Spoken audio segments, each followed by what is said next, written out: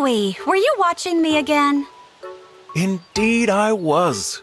You and your whole coterie of ladies. The sight of you all together pleased me to no end. The way you talk, it sounds like you were taking in fine art at a gallery.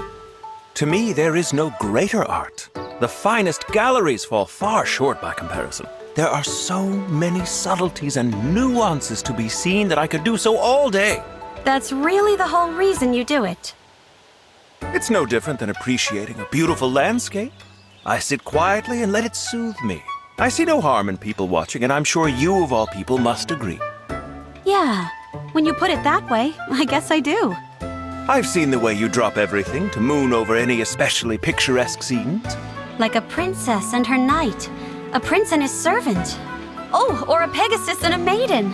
So many lovely scenes straight out of a fairy tale. I adore them all. You and I are kindred spirits in that respect. Here's an idea. Why don't you and I have a little viewing party sometime? We can stand at a remove and point out scenes that catch our respective eyes.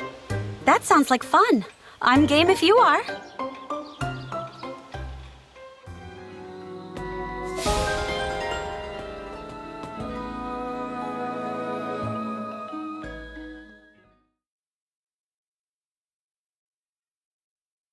Take a look at that, Louis.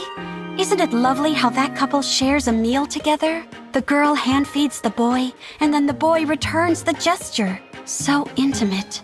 Like a prince and princess from my fairy tales. It's quite a sight. One imagines the sort of lives they lead, how they met, and so forth. It's an interesting change of pace to observe your favorite scenes now and then. Uh-oh. For someone who just said it's interesting, you don't sound so invested. I'm sorry. There is something I feel is lacking after all, it seems. And what would that be? I'm not certain, but I suspect what's missing is you. Me? How so? Everyone adores you, Chloe.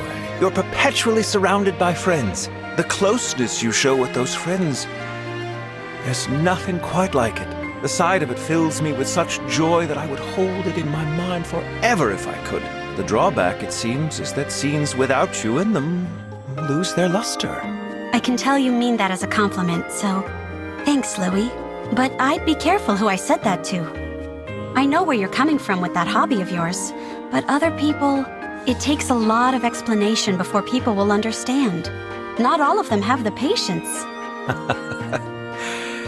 I'll bear that in mind. We should probably get going. That couple we stared at is starting to stare back. Yes, perhaps it's time for us to withdraw. Shall we see what else we can see?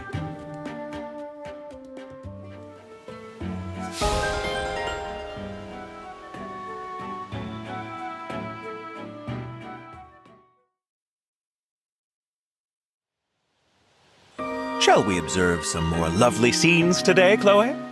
Sure, Louis. Here's hoping we can spot a really dashing one. Ah, yes. I have this for you, if you wish. You brought me dried fish? I've never seen any quite this color. All those blues and greens and yellows. Hard to believe it's really food, huh? I'm told it's quite rare and not often found at market. That's the sort of folk food you prefer, yes? Take it in case you feel peckish. Thanks, Louis. It looks great. I'm always eager to try something new. But I don't think I ever mentioned to you my love for folk foods. Oh, Chloe. I've spent too much time observing you not to be an expert on the subject by now. You're an odd one, Louis.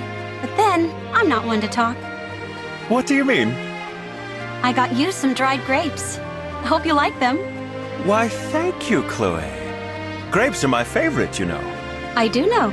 I've been watching you too. You've been watching me? Just like you've been watching me. No matter who you're with, Louis, it always looks like something out of a fairy tale. Turnabout is fair play, it seems. We know a lot about each other at this point. What a way to get to know someone. Isn't it, though? Some might call it odd that I learned your preferences via observation rather than asking. Not me. It makes perfect sense, given our shared love for people watching. I suppose you're right. Well, if we both have our favorite snacks, is it time to go? Quite so. I think it's going to be another lovely day, my friend.